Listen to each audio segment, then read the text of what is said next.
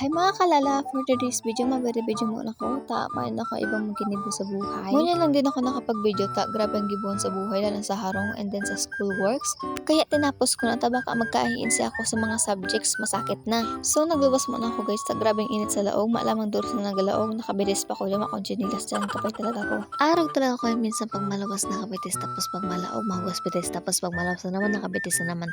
Ay naku, inaabot na naman akong katolika niyan tayo si mama bagong karigos, tapos oday pa na Karigos. Hoy, subalang magpaman ako dahil lang risa syempre. Aral do man ako nagkakarigos, alangan dahil magkarigos na marang ko sa mga. Tapos yung grabe na naman pasensyo ko sa kamera, ganoon ako kasta. Day ko nga ni arab sa diri ko, kung nagataba pa ako, nagbabawas lamang. Minsan ang pagkakan ko dakol, minsan di. Yan naman kasi tugang kong bunso, kaya tigitripan ko na naman. Pa-model pa ang person. So ano po pala ng tugang kong bunso? Si Kel, grade 3 naman siya. Hilingatan, abubuang naman. Halin naman palang bua arog ko. Kami palang gabas ng magturog ang mga bua.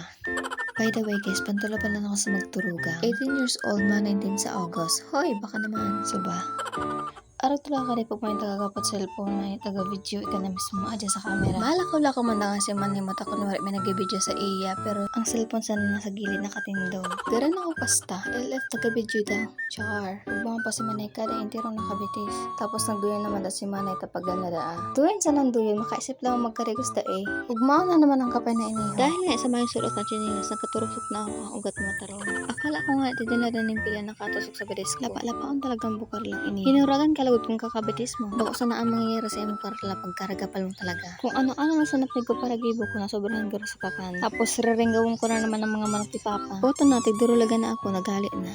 Dakulaw na kaya ako kaya nagdulag sa kuya. Hoy, suba. Grabe na naman haw-hawang kanya tapos at yan, tiro naman laba-lapa. Yan pa lang ang mga alaga ni Papa, uga pa naman sa may balyong sa kulungan. Kung ako kayong binubuno ko na para pampanira me. Char. Baka tabugan akong daing huraw. Tapos nga na, di ko alam ko anong masitas iniho. Your Honor, hindi ka na po maalala. Hoy, grabe ba? Tapos nga pala guys, ini pala ang laog kang natad me. Yan nga pala guys ang oliva. Lapa-lapa na naman nga nagod sa part na iniho. Di ko alam kung nasobaran ako sa kakan o nagugutom na naman. May kapot-kapot pa ho na mo may kalaban. Maposing pa, grabing init sa kinaban. Madagong mong kata mamandoros.